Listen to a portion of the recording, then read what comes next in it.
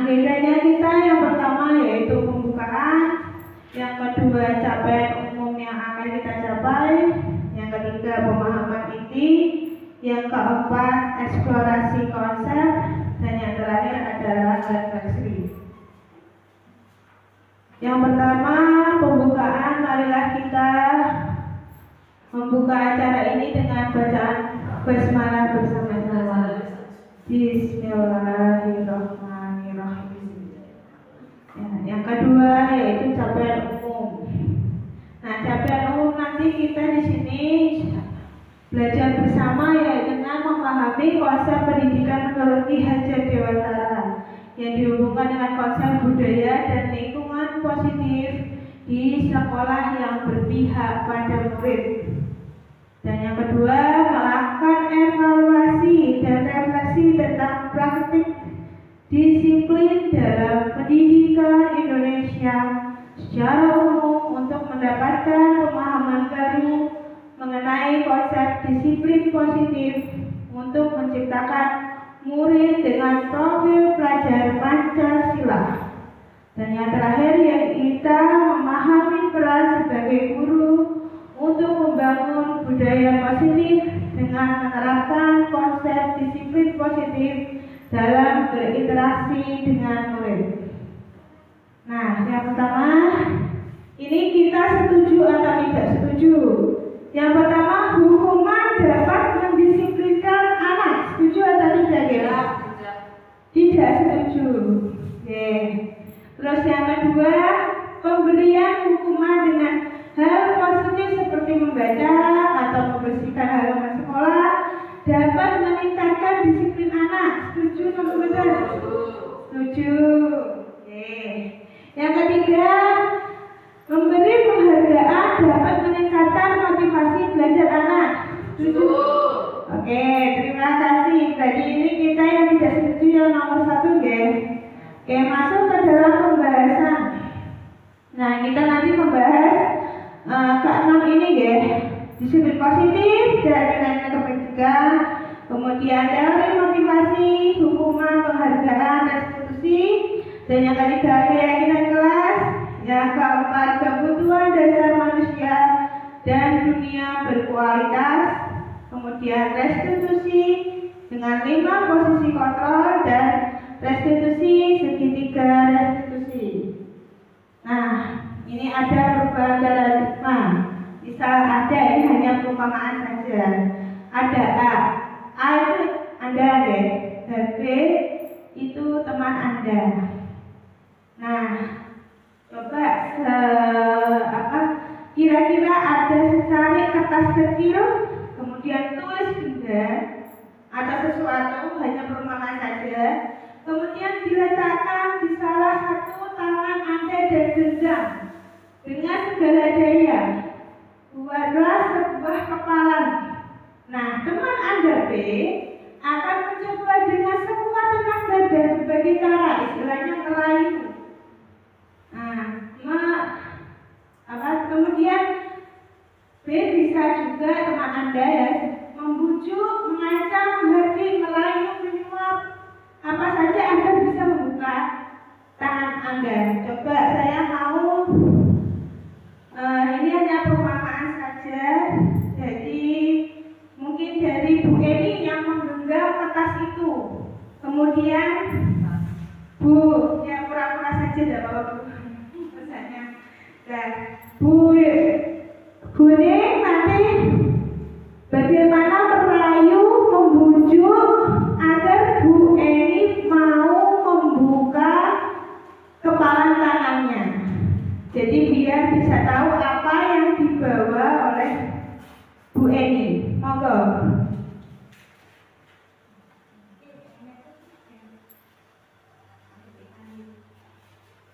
Coba Bu Ning merayu Bu Eni.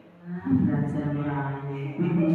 Saya dirayu cowok. Itu kan Mas A. Ya, kita belajar merayu. Ini seumpama siswa deh. Nah, berarti manggilnya kan enggak Bu Eni ya. Nah, tak panggil Mbak Eni aja. Oke.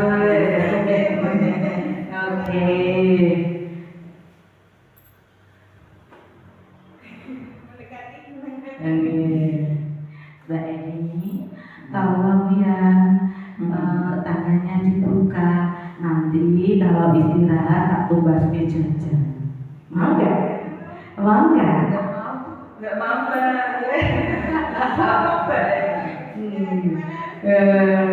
Oke. Nanti nek main waktu istirahat, aku tak balani, tak tumbasno jajan. Aku sudah punya jajan sih. Ya, engkau tak jak main. Ya, dadi boloku. Buka ke apa iku? Jajal aku delok apa jajanan. Ya, ternyata berhasil. Terima kasih Bapak dari Bu Eni dan Bu Neng telah merayu. Nah, ini adalah kegiatan kepala tangan. Jadi kita harus merayu bagaimana agar kita juga harus berpegang teguh agar tidak diketahui. Nah, jadi tadi sekilas dari Bu Neng, dari mulai merayu, menyuap, nanti akan ditumbas ke jajan. Nah, selanjutnya ya, itu termasuk dalam teori kontrol atau teori pilihan atau ilusi kontrol. Jadi itu juga termasuk ilusi guru mengontrol murid. Kemudian ilusi bahwa kritik dan membuat orang merasa bersalah dapat menguatkan karakter.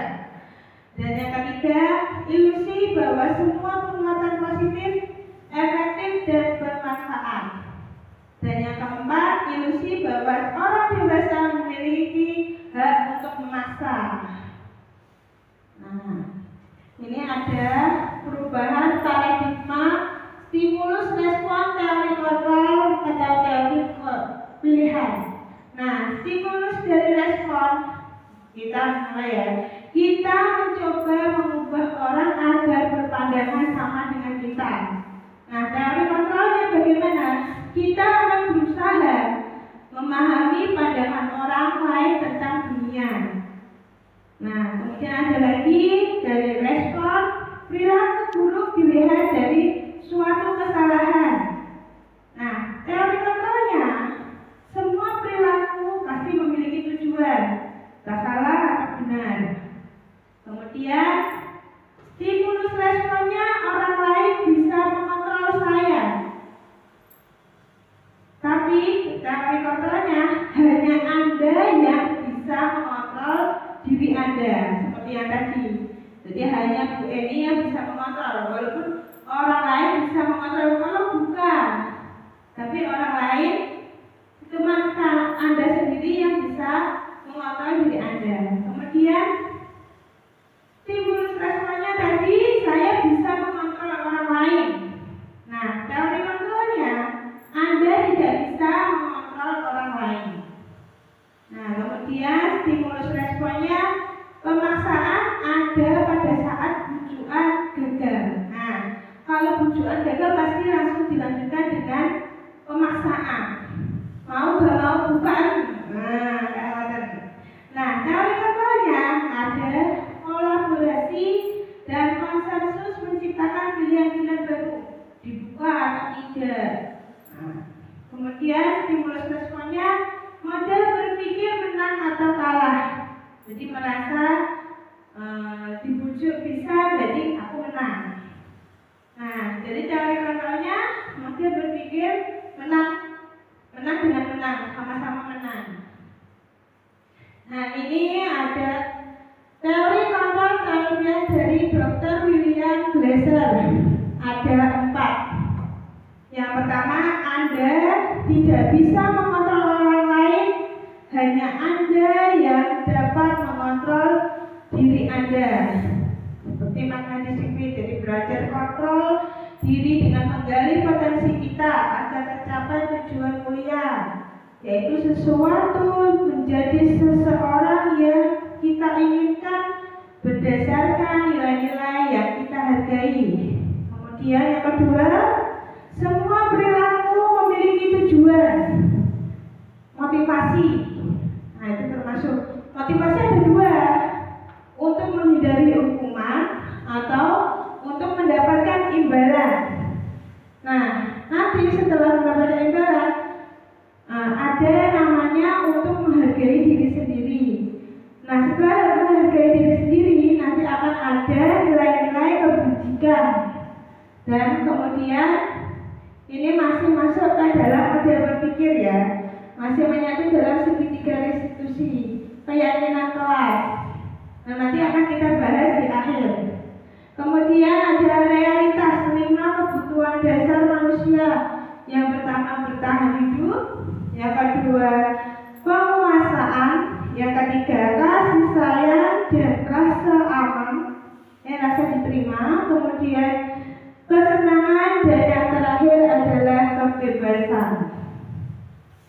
Nah, ini mungkin ada yang sudah tidak asing dengan kata disiplin. Makna dari disiplin dari bahasa Latin disiplina yang artinya belajar. Nah, makna kata ini berkonotasi dengan disiplin diri dari murid-murid Socrates dan Plato. Ini awalnya ya. Kemudian disiplin diri membuat orang menggali potensinya menuju sebuah tujuan apa yang dia hargai.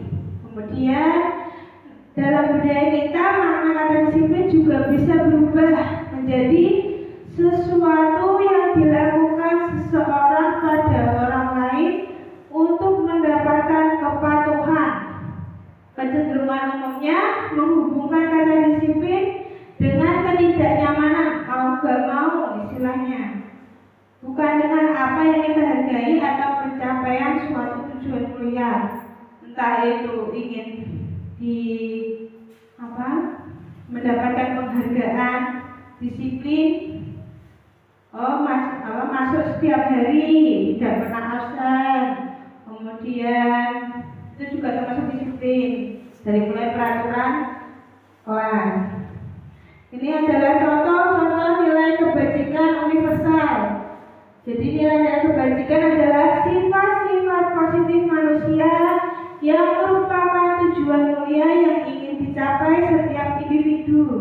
Nilai-nilainya yang pertama, setiap perilaku perbuatan memiliki suatu tujuan. Ini tadi yang sudah dibahas oleh dokter yang belajar pada teori kontrol. Yang kedua, dengan mengaitkan nilai-nilai kebajikan yang diyakini seseorang, maka motivasi intrinsiknya akan terbangun sehingga menggerakkan motivasi dari dalam dan untuk mencapai tujuan mulia yang diinginkan. Dan yang terakhir, nilai-nilai kebajikan yang ingin dicapai oleh setiap anak Indonesia kita kenal dengan profil pelajar Pancasila, yaitu beriman dengan bertakwa kepada Tuhan Yang Maha Esa dan berakhlak mulia, mandiri, bernalar kritis, berkebinakaan global, bergotong royong, dan kreatif. Nah, kita masuk ke teori yang kedua, teori motivasi, hukuman, penghargaan, restitusi. Nah, teori motivasi perilaku manusia itu ada 3. Ada motivasi eksternal, eksternal dan internal, 2 ya. Nah, eksternalnya terdiri dari untuk menghindari ketidaknyamanan atau hukuman. Apa yang akan terjadi apabila saya tidak melakukannya? Dan kemudian bisa dilanjutkan dengan motivasi eksternalnya untuk mendapatkan imbalan dari orang lain. Apa yang akan saya dapatkan apabila saya melakukannya? Nah, dan terakhir adalah setelah terbentuk motivasi eksternal dari luar, akan membentuk motivasi internal atau dalam diri sendiri. Saya akan menjadi orang seperti apabila saya melakukannya. Nah, ini ini dari Ki Hajar Dewantara. Mungkin Bapak Ibu menurut jenengan merdeka itu seperti apa? Mungkin bisa di-sharing. Kalau menurut dari Ki Hajar Dewantara, merdeka itu artinya tidak hanya terlepas dari perintah, akan tetapi juga cakap buat memerintah diri sendiri. Oke. Merdeka, kalau menurut saya, merdeka itu bebas tapi tidak terikat. Bebas tidak terikat. Merdeka. Mungkin ada sampean? Oke, berarti sama ya Bu. Mungkin ada yang lain? Oh, kalau Bu ini bebas tidak terikat, berarti kita sama ya Bu. Bu, Indra, mungkin ada pandangan merdeka itu seperti apa?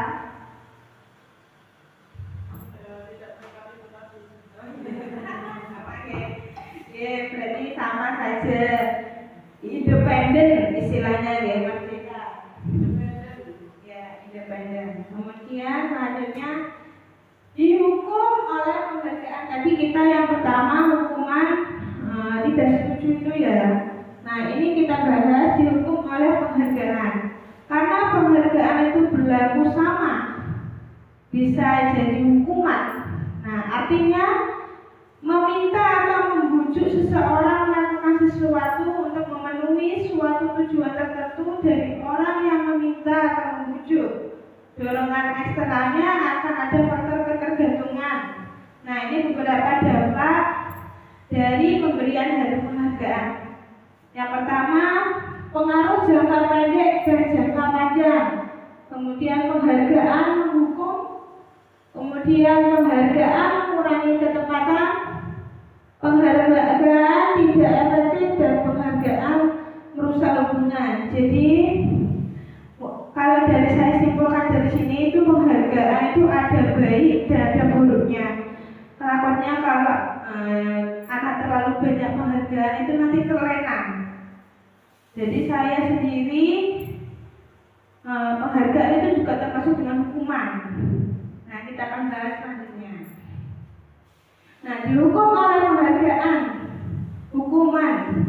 Jadi penghargaan itu bisa menurunkan kualitas seorang. Jadi misalnya anak diberi penghargaan, kamu sih, kamu pintar.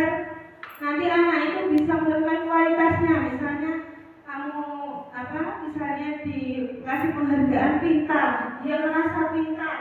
Jadi kualitasnya nanti akan menurun. Kemudian penghargaan juga akan mematikan kreativitas. Jadi anaknya maunya kreatif, tapi begitu diberi penghargaan oleh guru, dia semangat. Ada poin plusnya, semangat. Tapi nanti dia akhirnya merasa sombong.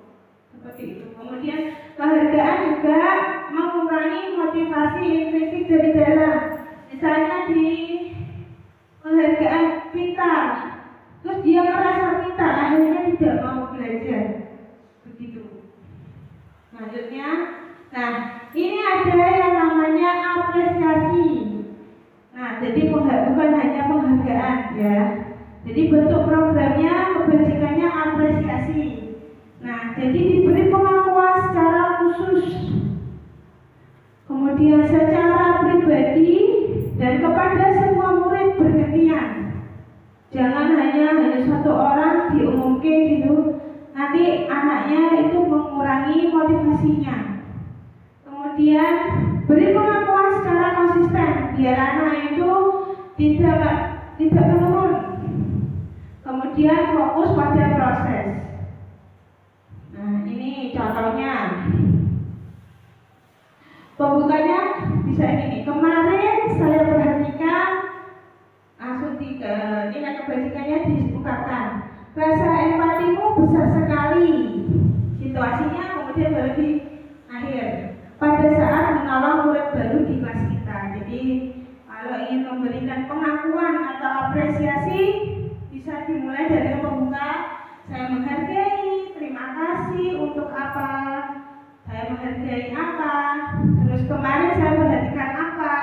Jadi nilai kebajikannya diungkapkan, kemudian situasinya dijelaskan. Ini untuk memberikan pengakuan atau apresiasi kebajikan. Misalnya dari Buning, terima kasih Buning untuk rasa tanggung jawabmu pada saat kamu memungut kertas yang berserakan di lantai, seperti itu.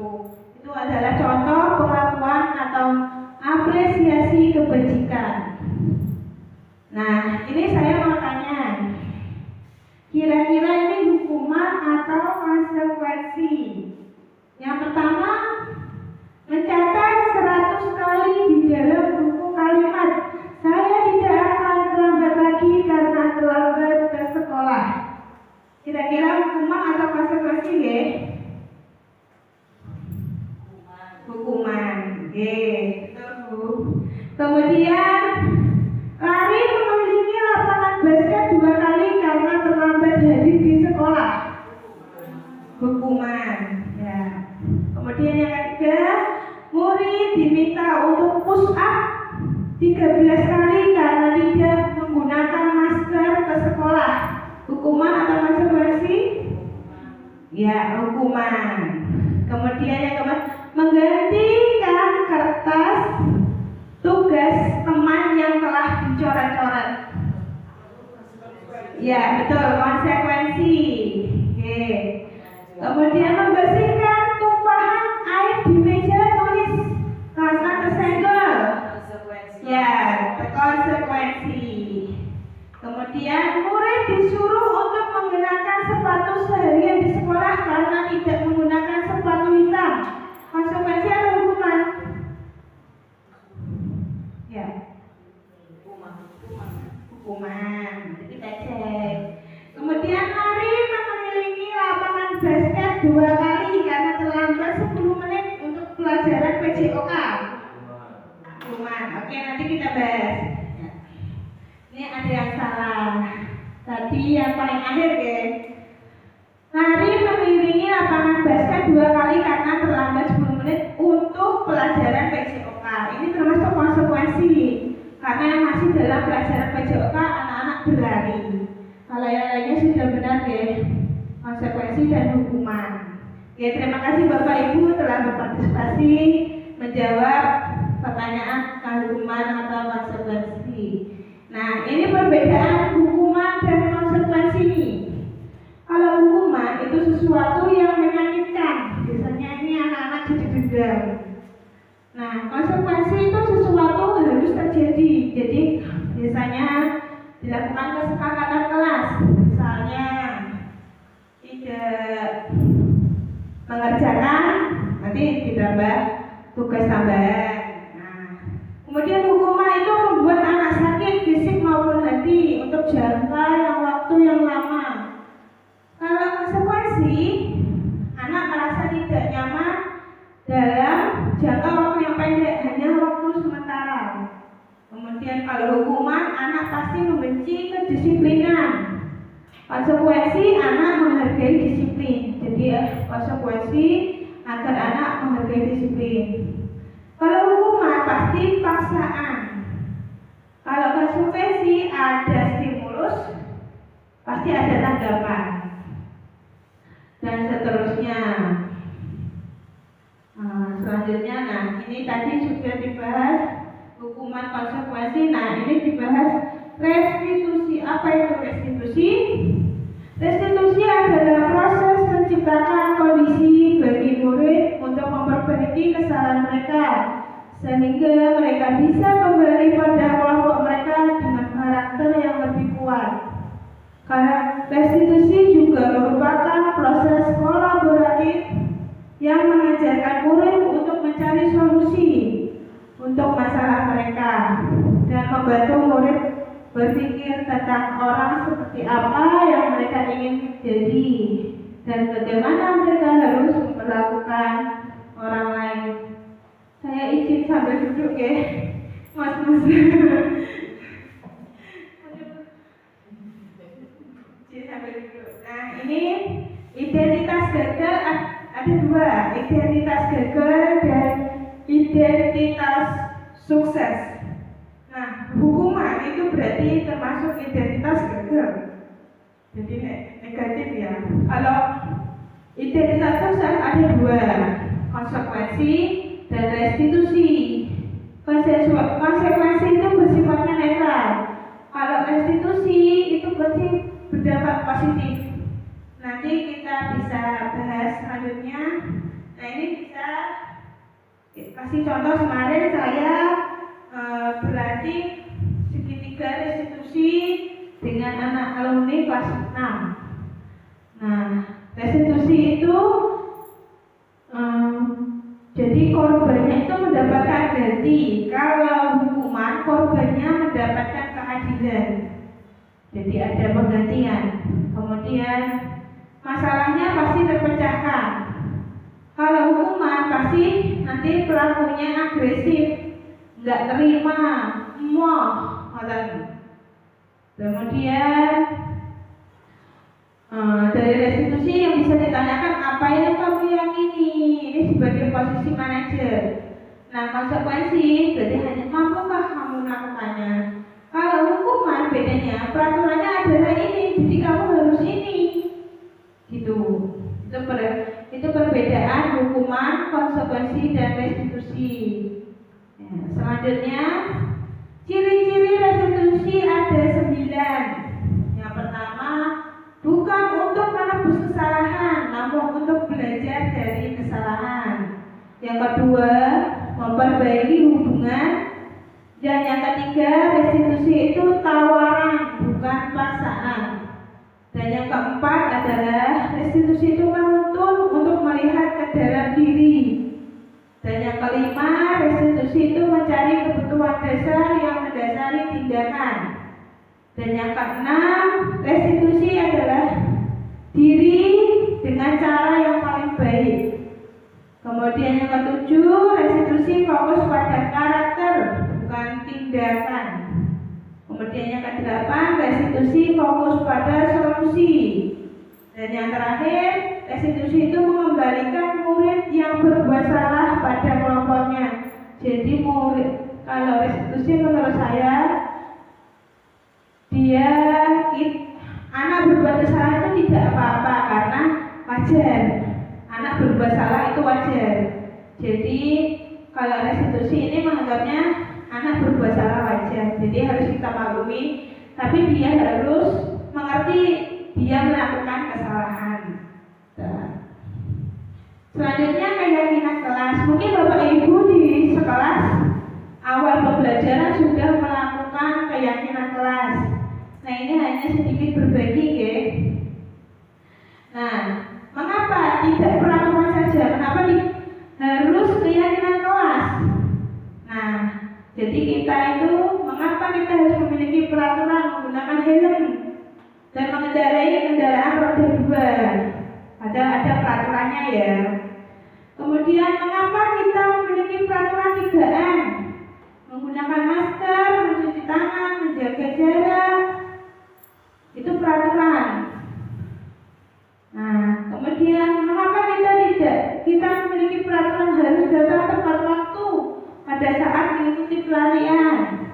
Nah, ini ada alasannya, yaitu untuk mendukung motivasi intrinsik atau kembali ke nilai-nilai keyakinan, lebih menggerakkan seseorang dibandingkan mengikuti serangkaian peraturan. Jadi menggunakan helm ya untuk kebaikan kita sendiri, walaupun ada peraturannya.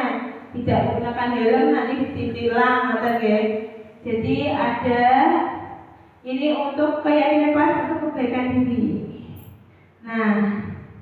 Nah kita mulai dari yang paling kecil dulu, peraturan kelas.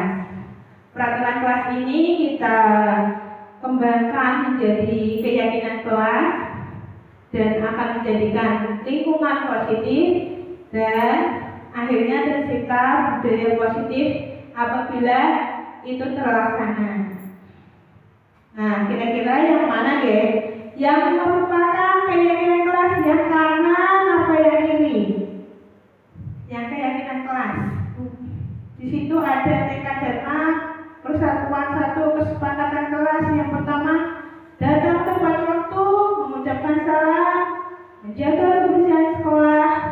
berdoa sebelum dan sesudah kegiatan, aktif dalam pembelajaran, dan terakhir tertib. Terus ada kesepakatan di kelas sebelah, kami guru dan murid saling menyayangi. Yang kedua, kami murid yang semangat belajar. Yang ketiga, kami murid yang peduli dengan teman-teman. Kira-kira yang kanan apa yang kiri yang merupakan keyakinan kelas?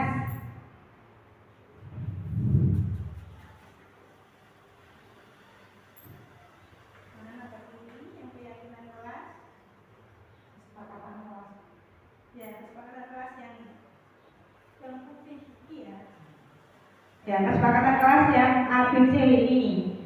Nah, jadi saling menyayangi bisa di keyakinan kelas. Saling menyayangi itu bisa banyak dari peraturan. Tidak membuli, tidak mengganggu, tidak mengejek.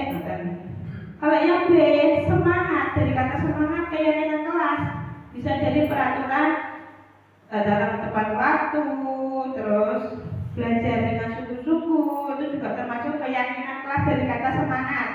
Kemudian yang ketiga, kami murid yang peduli dengan teman-temannya, itu juga termasuk saling menyayangi tadi, saling membantu, saling kolaborasi, kerjasama, kerja kelompok. Oke, terima kasih. Nah, ini nanti ada yang namanya kegiatan pendalaman keyakinan kelas tabel Y dan tabel T, kebalik T dan Y. Nah, ini ada total tiga keyakinan kelas: hormat, bekerja, diterima, dan dimiliki. Jadi ini ada tabel Y. Tabel Y itu terlihat, terdengar, berperilaku. Kita lanjut saja. Nah, ini contoh. Misalnya tadi keyakinan kelas hormat, saling menghormati ya. Nah, terlihat itu berempati terhadap perasaan orang lain. Kemudian memegang barang milik orang lain hanya dengan izinnya. Mau ambil sesuatu punya temannya izin dulu. Itu yang terlihat. Terdengarnya seperti ini. Ada orang, yuk saya bantu, itu juga yuk kita bisa selesaikan ini bersama, itu juga saling menghormati. Itu terdengarnya seperti itu. Kemudian berperilakunya tersenyum ramah kalau hormat. Kemudian memberikan salam hormat, assalamualaikum, berjabat tangan, salim. Kemudian memberikan ruang bekerja. Kemudian postur tubuh yang tenang. Itu tadi contoh hormat. Kalau bekerja, ya tampak seperti tekun bekerja dan menyimak guru. Tidak tampak seperti tidak mendengarkan guru, acuh tidak acuh.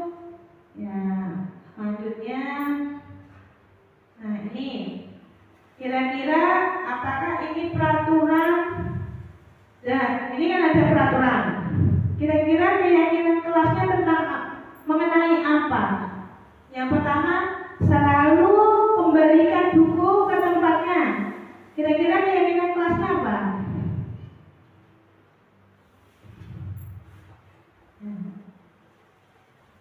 Selalu kembalikan buku ke tempatnya. Disiplin ya. Kemudian dilarang mengganggu orang lain, menghormati. Hadir di sekolah 15 menit sebelum pembelajaran dimulai. Disiplin ya. Dilarang melakukan kekerasan, kenyamanan, keamanan ya. Kemudian dilarang menggunakan narkoba. Narkoba berarti lebih ke kesehatan. Bergantian atau menunggu giliran. Jadi antri, disiplin ya. Menggunakan masker, disiplin atau kesehatan, menggunakan Kemudian jangan berlari di kelas atau koridor. Ketertiban, ya, disiplin maksudnya ya, atau keselamatan atau keamanan.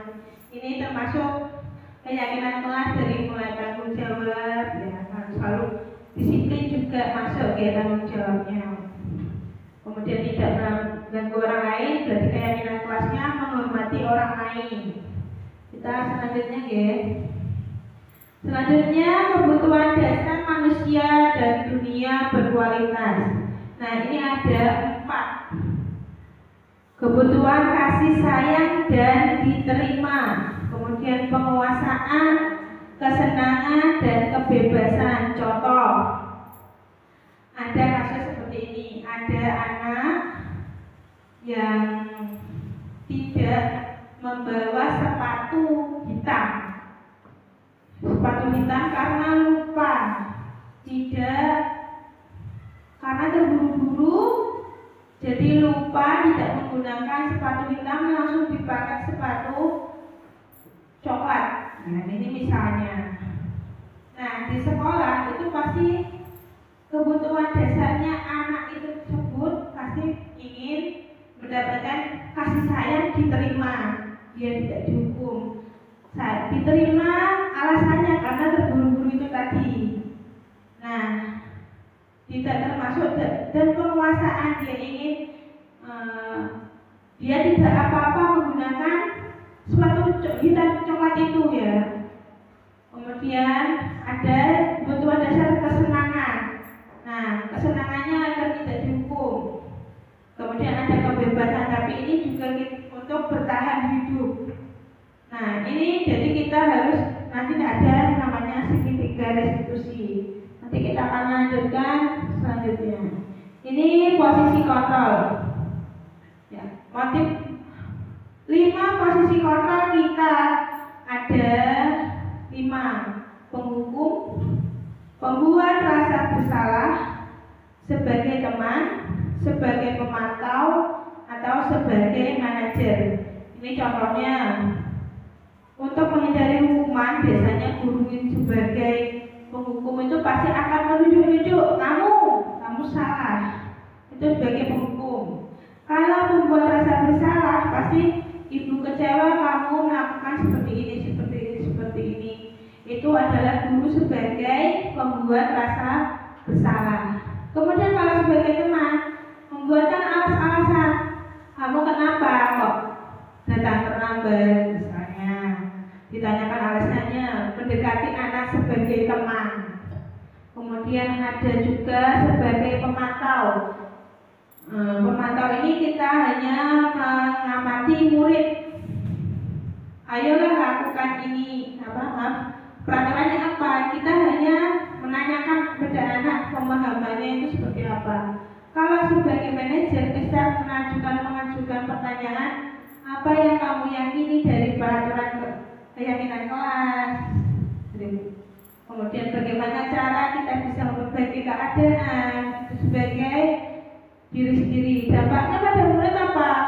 Kalau sebagai penghukum, pasti murid akan mengulangi kesalahan. Kalau mau dihukum nyiram kembang tok, pasti murid akan melakukan kesalahan lagi. Kalau guru sebagai pembuat rasa bersalah, nanti anak akan merasa rendah diri, minder. Kalau teman, nanti anak akan tidak mandiri atau tergantung pada guru. Jadi merasa diperhatikan, jadi apa-apa harus dituntun sama gurunya. Kalau guru sebagai pemantau, ini pasti akan memberikan sanksi atau hadiah untuk dirinya. Aku melakukan ini dapat hadiah ini. Aku melakukan kesalahan nanti dapat hukuman ini. Kalau sebagai manajer, anak jadi bisa menilai dirinya, terus bagaimana cara memperbaiki dirinya sendiri. Selanjutnya ini ada pernyataan. Saya kecewa sekali dengan kamu, itu sebagai membuat orang merasa bersalah. Kamu tidak pernah benar melakukannya. Dari kata tidak pernah berarti menghukum karena langsung ngejudge ngoten. Kemudian yang ketiga, ayolah lakukan demi ibu bapak biar kamu dapat nilai yang bagus. Nah, ini biasanya kita sebagai teman. Nah, untuk pernyataan apakah kamu mau mendapatkan stiker bintang hari ini? Ini sebagai pemantau. Kemudian kalau sebagai manajer, bagaimana kamu bisa menyelesaikan masalah ini? Jadi kita menanyakan kepada siswa atau yang bersangkutan Kira-kira apakah dia bisa menyelesaikan masalah ini? Apakah mengulanginya lagi? Nah, itu posisi kita sebagai manajer. Kemudian yang terakhir, sebagai penghukum, kamu selalu yang paling terakhir apa? Kamu selalu yang paling terakhir mengerjakan. Kamu selalu, nah itu biasanya untuk pernyataan dari penghukum. Nah, ini ada dua.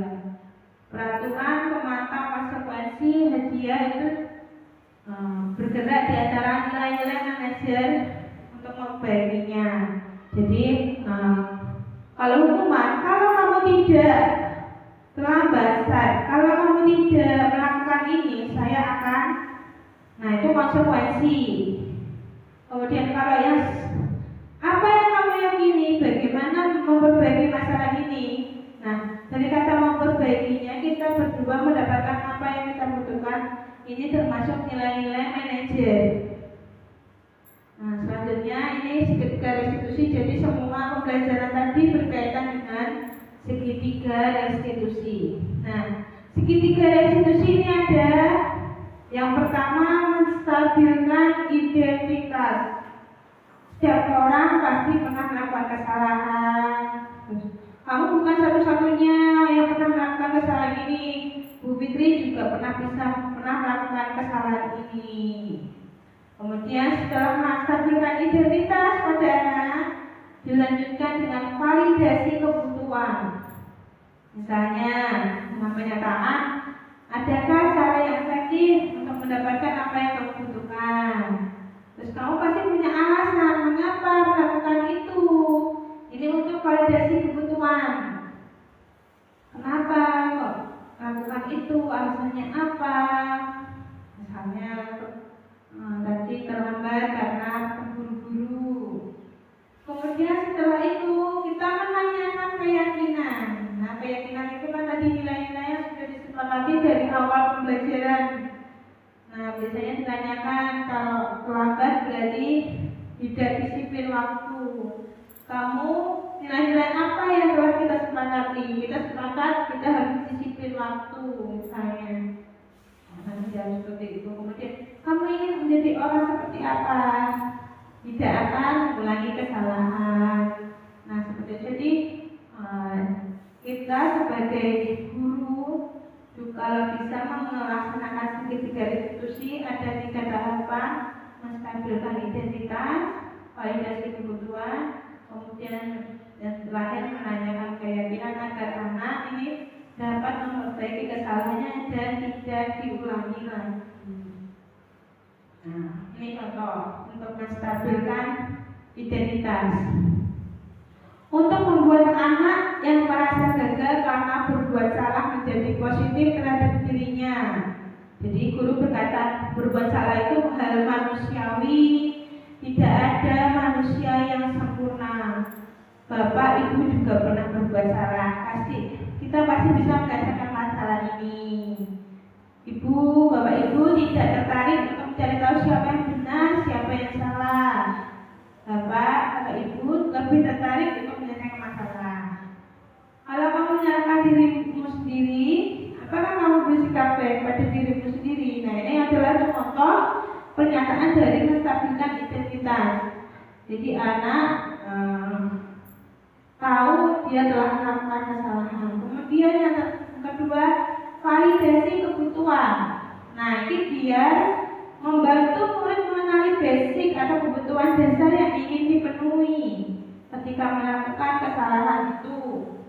Pada dasarnya setiap tindakan manusia tujuannya adalah memenuhi kebutuhan dasar atau penguasaan, kebebasan, kasih sayang, rasa diterima, kesenangan atau bertahan hidup. Jadi guru bisa berkata, kamu bisa saja kan melakukan hal yang lebih buruk, tapi kamu tidak melakukannya. Misalnya ada kasus anak suka mengganggu temannya. Nah, yang diganggu marah-marah, tapi tidak sampai membalas dengan memukul. Nah, itu bisa dengan validasi kebutuhan. Apa yang penting bagi kamu? Bisa ditanyakan seperti itu. Terus apakah kamu bisa melakukannya dengan lebih baik besok pagi, tidak mengulanginya? Itu termasuk validasi kebutuhan. Dan yang terakhir adalah menanyakan keyakinan. Tadi kan yang pertama menstabilkan identitas, validasi kebutuhan, kemudian yang terakhir menanyakan keyakinan. Nah kita tanya, apa nilai kita percaya di kelas di sekolah kita, apa yang telah kita sepakati, terus kamu ingin menjadi anak seperti apa. Nah, setelah menanyakan keyakinan kita bisa mengulangi, kita hubungkan dengan nilai-nilai kebajikan untuk interaksi dengan orang lain. Nah, ini jadi bisa kita ajak dengan intervensi 30 detik. Intervensi ini bisa membantu murid kembali ke tujuan semula dengan cukup singkat dengan cara non-konfrontatif. Pertanyaan-pertanyaan ini biasanya dikemukakan oleh seorang pemantau atau manajer. Apakah kamu ingin berbuat lebih baik lagi? Anak ditanyakan seperti itu. Kemudian peraturannya apa? Jadi anak biar ini untuk seorang pemantau atau manajer, tidak bukan sebagai penghukum, ya. Jadi kita tanyakan. Kemudian apa? Bagaimana kamu ingin diperlakukan pada kegiatan hari ini? Bisakah kamu melakukannya? Saya tidak akan mengulanginya mulai besok. Jadi ada kejelasan. Kemudian ya, menginjak terakhir, kira-kira hal baru apa yang Bapak Ibu dapatkan? Yang kedua, perasaan apa yang muncul dalam mengikuti sesi ini? Kemudian peran Amang seperti apa yang telah saya lakukan sebagai manajer, sebagai pembuat rasa bersalah, atau sebagai penghukum. Kemudian yang keempat, saya akan menjadi Amang seperti apa? Mungkin Bapak Ibu, kalau saya sendiri mungkin sebagai manajer karena saya takut marah-marah pada anak. Jadi kadang saya tanyakan terlebih dahulu. Jadi kadang kita tidak sadar kita telah melakukan posisi sebagai manajer. Nah, mungkin Bu Hendra bisa menyampaikan hal baru apa yang didapatkan di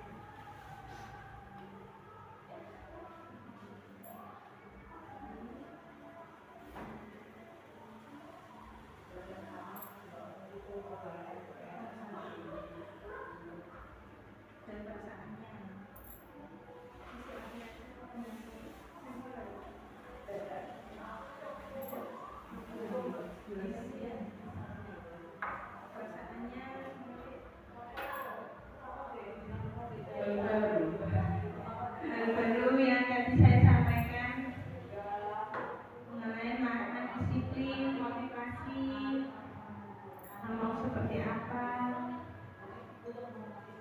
keyakinan keras, dari diskusi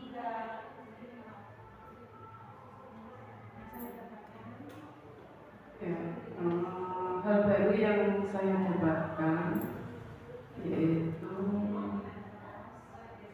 keyakinan keras dan mengenal ya segitiga restitusi. Perasaan apa yang muncul Brenda selama mengikuti sesi ini, khususnya mengenai makna disiplin dan motivasi intrinsik? Perasaannya bagaimana? Perasaannya ya senang karena bertambah ya seperti itu. Oke. Kemudian terima kasih Bu Indra. Mungkin Bu Ning yang biasa dijuluki guru galak. Guru kreatif ya. Yang nomor 3 Bu. Peran seperti apa bullying yang ada tadi.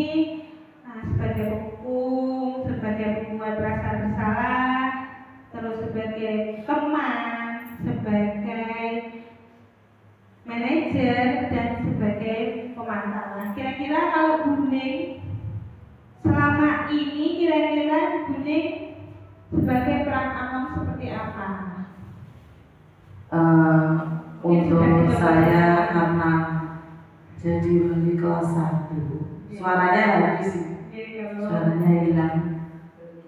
Karena saya selama ini menjadi wali kelas 1, jadi yang saya gunakan ya ngomong, terutama ya, karena kelas 1 itu kan masih bermain ya, pendidikannya pergantian dari PAUD, jadi anak-anak masih seperti anak TK, jadi inginnya bermain.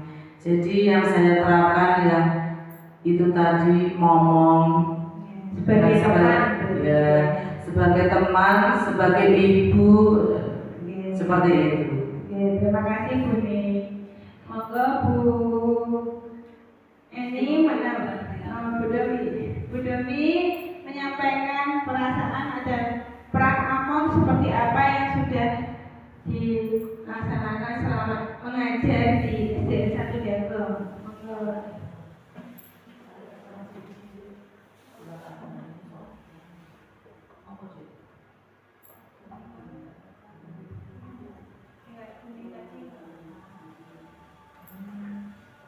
Perasaannya selama mengajar di kelas 2 senang. Peran Among seperti apa? Peran Among seperti apa yang telah dilakukan selama mengikuti sampai mengajar sampai hari ini? Peran Amongnya tadi kan ada yang namanya membuat rasa bersalah, sebagai penghukum, sebagai teman, atau sebagai manajer, sebagai pemantau. Ada 5 posisi kontrol.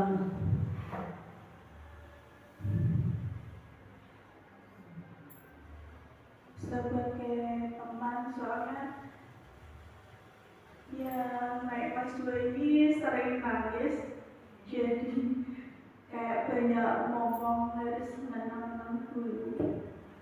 Terima kasih Bu Dewi. Jadi setelah mengikuti diseminasi hari ini, yang saya harapkan Bapak Ibu guru monggo menerapkan sebagai posisi manajer dengan mendekat dengan anak agar anak dapat memvalidasi kesalahannya, kemudian menstabilkan identitas dengan bertanya kalau salah itu tidak apa-apa. Kalau kemarin itu ada sharing dari guru teman CGP lain, kalau sudah kita ajak segitiga restitusi tapi anak tersebut masih mengulangi kesalahannya, masih bandel, masih dilakukan lagi sampai istilahnya kita jengkel, padahal dia juga sudah tahu kalau dia berbuat salah. Nah, kalau dari CGP yang lain kemarin dari sharing itu kita kembalikan dengan hukuman itu. Jadi kalau sebagai manajer kita istilahnya masih memaafkan, kita istilahnya masih menegur. Kedua, ketiga masih melakukan kesalahan. Nah, kita harus berproses sebagai penghukum kalau masih dilakukan seperti itu. Demikian, terima kasih Bapak Ibu sudah hadir. Semoga bermanfaat.